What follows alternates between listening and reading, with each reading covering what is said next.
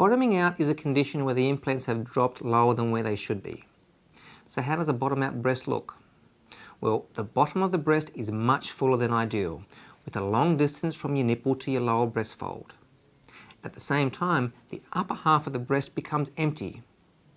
And because the nipple doesn't physically move, the nipple is no longer centered over your breast mound, but instead ends up sitting too high on the breast mound and effectively pointing upwards.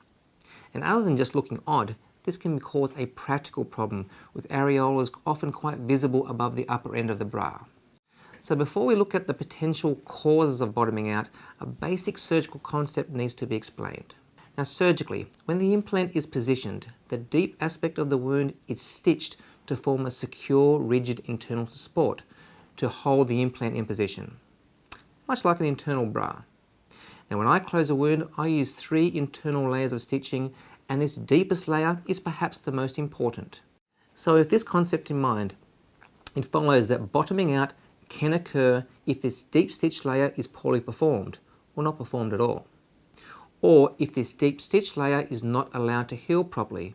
For example, too much inappropriate physical activity too soon can potentially cause this layer to break down. Now other things can contribute to bottoming out. Now these include how heavy your breast implants are. Heavier implants are more prone to dropping.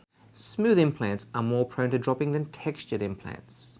Implants placed in front of the muscle are more prone to dropping compared to those placed under the muscle. The quality of the person's natural breast tissue and skin. Breast tissue that's soft and thin is less capable of supporting an implant compared to more firmer breast tissue. Not wearing appropriate supportive bras to support the weight of your breast implants, or any combination of these issues. So if you develop bottoming out, this can be an extremely difficult problem to fix, and the underlying cause will need to be determined. Of course, a skilled and experienced plastic surgeon should be able to address this problem for you.